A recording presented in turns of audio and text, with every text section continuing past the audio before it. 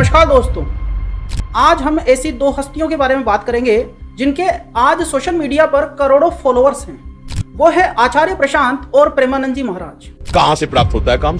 स्त्री गमन, स्त्री विचार। तो आज के एपिसोड में हम आचार्य प्रशांत और प्रेमानंद जी के विचारों की तुलना करेंगे और देखेंगे कि किसके विचार आज के समय पर ज्यादा प्रभावी हैं। और वीडियो के अंत में जानेंगे कि इन दोनों हस्तियों के हिंदू धर्म से जुड़े कुछ इंपॉर्टेंट मुद्दों जैसे कि मिशनरियों द्वारा धर्मांतरण, हिंदू मंदिरों पर सरकारी नियंत्रण, लव जिहाद और गोहत्या पर इनके क्या विचार हैं। तो वीडियो को अंत तक जरूर देखें।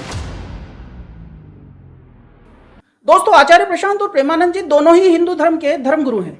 इसमें आचार्य प्रशांत की पृष्ठभूमि उच्च शिक्षित और आधुनिक है, जबकि प्रेमानंद जी साधारण पृष्ठभूमि और संन्यास परंपरा से आते हैं। आचार्य प्रशांत वेदांत और उपनिषद पर जोर देते हैं, जबकि प्रेमानंद जी भक्ति योग और कृष्ण भक्ति पर फोकस करते हैं। तो दोनों के विचारों में क्या समानताएं हैं और क्या भिन्नताएं हैं, आइए जानते हैं। समानताओं की बात करें तो दोनों ही महानुभाव इंडिविजुअल मुद्दों पर ज्यादा फोकस करते हैं।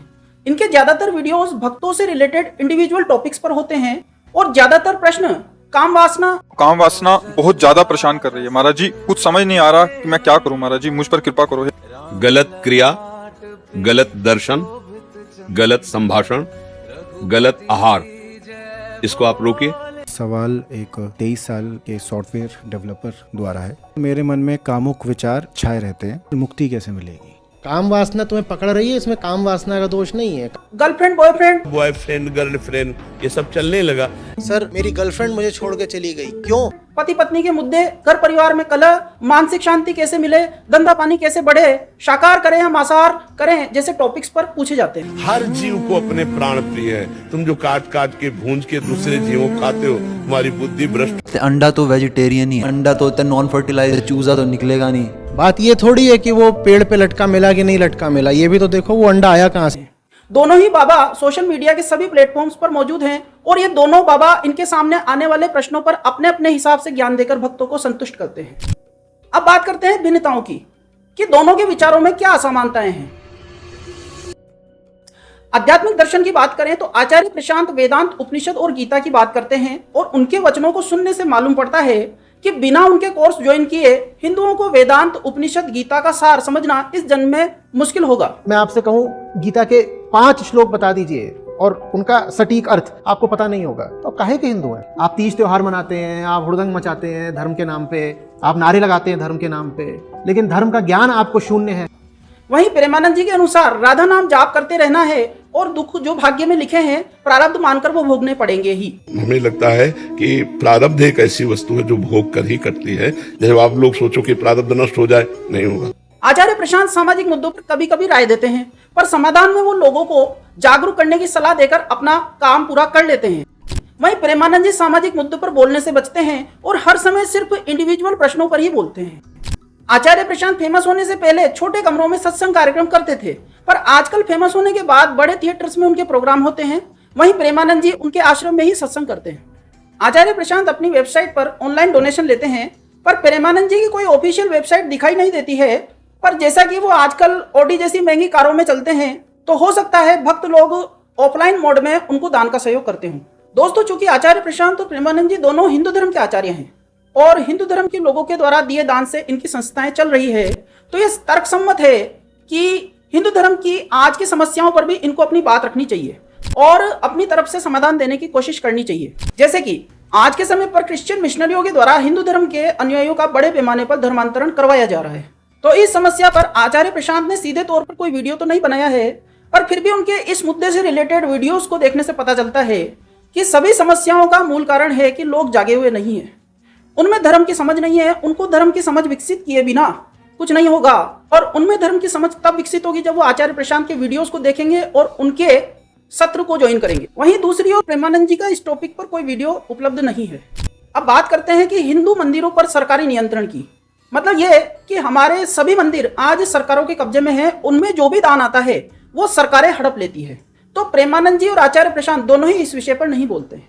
इन दोनों ही समस्याओं पर हमारा मानना है कि एक कानून बनना चाहिए जिससे हिंदू मंदिरों पर जो सरकारी नियंत्रण है वो हट जाए और उनमें आने वाले दान का इस्तेमाल हिंदू धर्म के अनुयायियों के लिए किया जाए। इसके बाद बात करते हैं लव जिहाद पर। तो लव जिहाद पर दोनों के ही वीडियो उपलब्ध नहीं है, दोनों ही इस विषय पर नहीं बोलते हैं। तो इस मुद्दे पर हमारे द्वारा प्रस्तावित समाधान है कि एक ऐसा कानून बने जिसमें हिंदू लड़की की मुस्लिम लड़की से शादी के बाद अगर कोई विवाद होता है तो विवाद के मामले में लड़की को अपना मैरिज एक्ट चुनने की आज़ादी होनी चाहिए। तो हिंदू लड़की मुस्लिम से शादी करने के बाद भी हिंदू मैरिज एक्ट चुन सकती है और मामले को हिंदू मैरिज एक्ट के आधार पर सुना जाएगा और उसमें दहेज एक्ट भी प्रभावी होगा। इससे लव जिहाद करने वाले मुस्लिमों में भय पैदा होगा। अब बात करते हैं गोहत्या पर।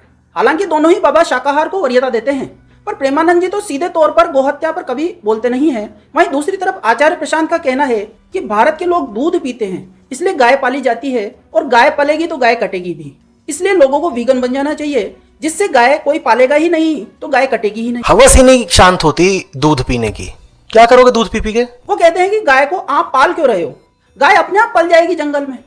अब कोई उनसे पूछे कि गाय क्रमिक विकास के दौरान पिछले 10,000 साल से मानवों के साथ ही रहती आई है और ये जंगल में रहने के अनुकूल नहीं रह गई है, क्योंकि ये अब जंगली जानवरों हेतु आसान शिकार है।